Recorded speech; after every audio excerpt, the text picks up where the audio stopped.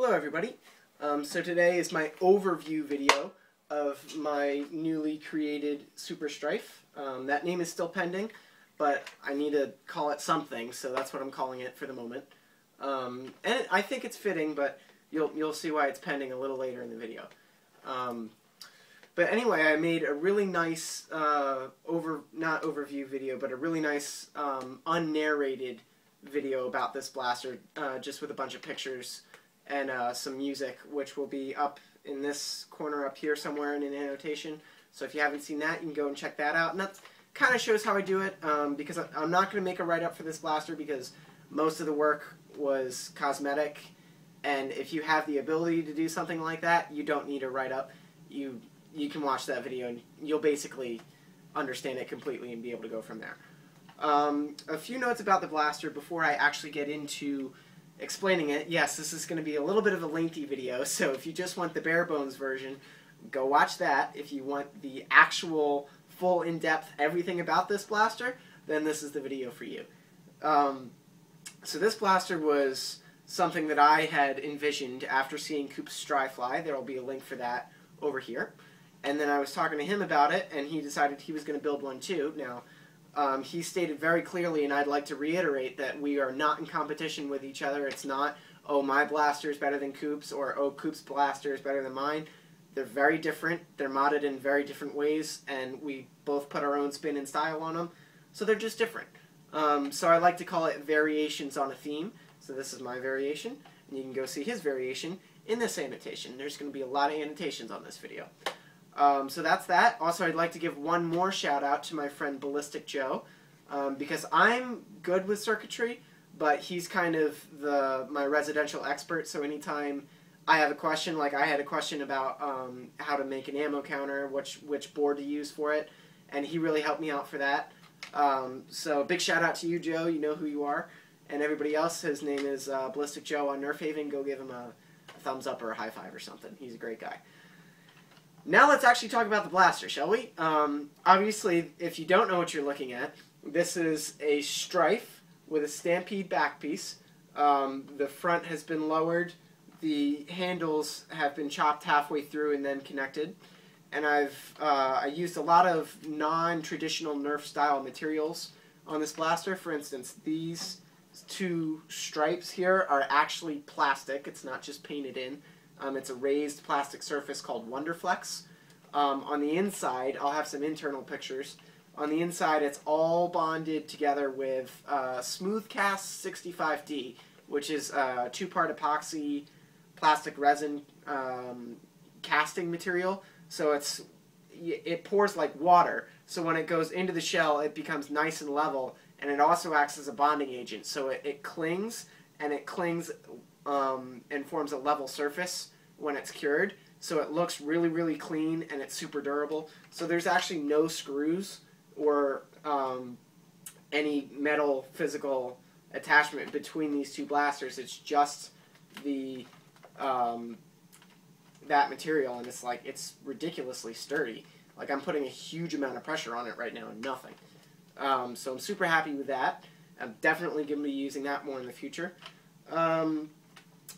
Everything is run on batteries, on Trustfire batteries, I mean. So the main Stryfe motors, I didn't replace the motors because I like the way the main ones work, can't talk. Runs on 4 Ultrafire batteries that are stored in the main housing compartment, and then all the other electronics are powered by 4 Ultrafire batteries that are stored behind here. So everything is able to be accessed without actually unscrewing the blaster. You can just unscrew this door for the main motor batteries and this door for the batteries for everything else. And this is the first blaster I've done that with, and it's super convenient, and I love it. And whenever I do electronic blasters in the future, that's definitely how I'm going to do it, because it works great, and I like it. Let's move into some of the electronics while I'm talking about that. This is a switch bank. It's everything for the entire blaster. All 4 switches are here. I was thinking about putting a switch next to each individual item that I wanted to power, but I figured that would be a pain if I wanted to turn them all on at once, whereas this, I can just do that and then everything's on. It's a lot easier. So this switch is for the voltmeter. I'm sorry, that one's for the ammo counter. This one's for the voltmeter, which tells me how many volts is in the main compartment that's running the Stryfe. This one is for the LEDs that go throughout the blaster. This one is the main power switch for the Stryfe itself, so I can't pull it right now, whereas if I move the switch to the backwards position, now I'll rev motors, so it's a master key. And when the switches are moved to the right, all 4 switches to the right, that's the power position, so they all have the same polarity, which is really convenient. Let me show you the ammo counter real quick, which is this switch. I'm aware this is a 12 dart clip, but bear with me for a sec. When I insert a clip and I have the switch flicked for the ammo counter, then the ammo counter turns on, and when I take out the clip, it turns off. It's permanently set to 18 because when I'm actually using it in a Nerf war, those are the clip sizes that I'm going to use, and then each time the trigger is pulled, it counts backwards. So that's how you keep track of how many darts. Is it necessary? No. But I think it's really cool, and I really like it, so why not? That's basically everything that I've got going on in this blaster, so let's move to paint real quick. It's been painted with black vinyl dye, as I kind of start everything with, because that's basically what I like to use, and it's one of the best primers. It is the best primer I've ever used. And then this is Hormigaunt Purple Citadel paint. Everything I do is Citadel paint all the time, always Citadel paint. So it's Hormigaunt Purple, and then Fortress Gray and Skull White for the white and the gray. And then it's super shiny. It's got a super gloss, high gloss finish, which I know doesn't look too amazing on the still pictures. Maybe it'll look better on the video, but in person it's really, really nice. It gives the purple almost like a candied purple appearance. So surely there are going to be times where, you know, 18 rounds in a Stryfe that shoots crazy far isn't going to be good enough for you.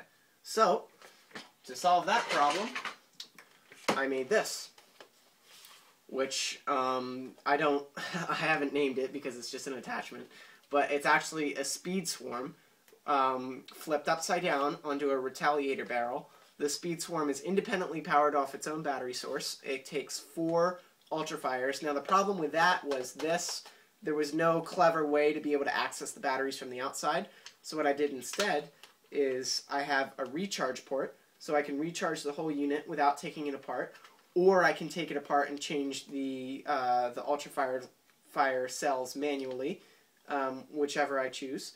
The trigger button is over here, and I'm not going to press it because it's loaded, but it's now running on 16 volts, so it fires quite quickly, and it runs on the same voltage as the Stryfes, just so everything is kind of in unison, and it clicks together just as you'd think it would. Now, obviously, this does add a good bit of weight. Definitely turns it into a two-handed blaster, but with 2 hands, it's still perfectly comfortable. And this is actually a throwback to 2 things. One, to Coop's Stryfe, because he had the removable attachment, but also to my Stampede Swarmfire. For you viewers that weren't with me when I created this blaster, I actually still own it. It's one of the things I could not bring myself to sell. Obviously, it's very poorly done, and none of the cuts are really clean, and it's just a big mess in here, and it's ridiculously heavy. So, kind of, this is the next level of that blaster, is kind of how I was thinking about it when I was designing it. And I really, really like it because the Speed Swarm is just a small Swarmfire. Literally, the internals are identical. It's just a 10-shot turret instead of a 20-shot turret. So it makes it really easy to work with. This has minimal mods done. I completely redid the seal. All the air restrictors have been removed, and it runs on 16 volts. I didn't upgrade the spring because I wanted it to be able to shoot quickly. I didn't care about distance because the Stryfe shoots plenty far as it is. My Stryfe is hitting at least 70 feet flat, and the Speed Swarm is hitting between 30 and 35 flat pretty consistently, which is okay with me. Overall, though, I'm extremely happy with it, and I like the fact that it's so easily detachable. Of course, not used to putting it on and off yet. And I did the same mod that Coop did on the inside of this barrel. It's actually much, much bigger. The diameter of the barrel in here is much bigger than the stock barrel, so that the darts from the Stryfe don't bounce around inside it, so the Stryfe actually isn't losing any range with this front attachment, which of course is important. So yeah, that's that. And I actually might be making other attachments for this blaster as well. I might make an air gun attachment, for instance, in which the air gun would be like a Titan or an AirTech 3000, so it would have a single shot that would go really, really far, backed up by a ton of shots by the Stryfe. But I wanted to do the Speed Swarm for a couple reasons, because it was a throwback, because it blends in with the shell so nicely, and because it's full electric. So there's no manual operation in this blaster. All you have to do is press a trigger or push a button and it fires, and I really like that. So let's give you a firing demo, shall we?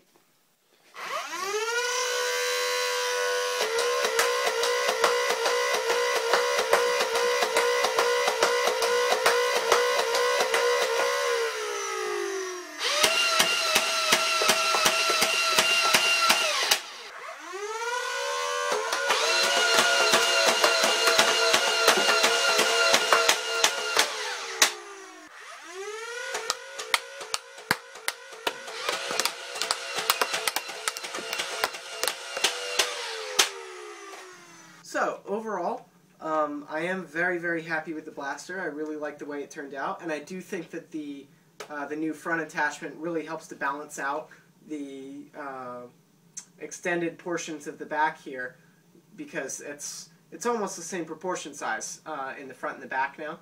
If you understand what I'm trying to say, it's like there's a bulge in the front which balances out the bulge in the back, and then it gets thin in the middle. It's very weird looking. But it's a good weird, if that makes sense. I just really like the way everything's proportioned. I think it balances out quite nicely. And of course, it still can be used like this, just as the normal smaller size, if one chooses. I actually already have a contract for somebody that asked me to build them a Super Stryfe, which of course I accepted, because they're a ton of fun to make. And if you have the means, I would definitely try to make one for yourself. You will not be disappointed. The Stryfe is basically my favorite Nerf gun now. It's easy to mod, and there's 1,000,001 things you can do with it. So what's not to like? Yeah. Overall, I'm really, really happy with it. If it's not the coolest, it's definitely one of the coolest things I've ever made.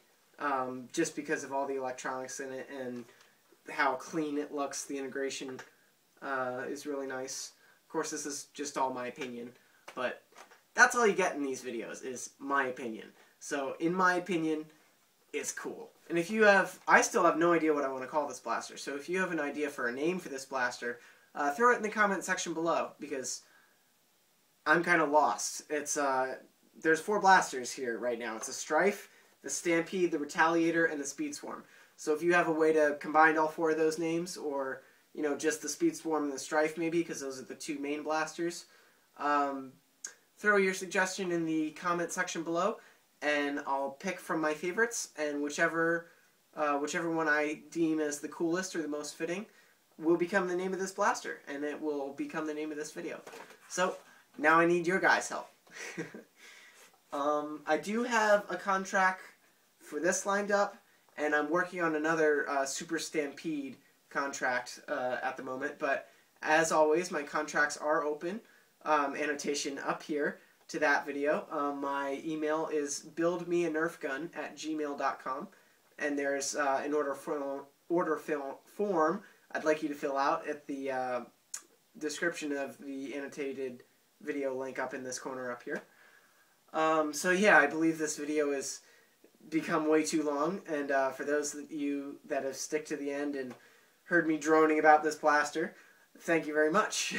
Really, I'm nothing without my fans, because then I wouldn't be here, I wouldn't be making videos. So, of course, thank you to you guys, as always, and I will see you real soon.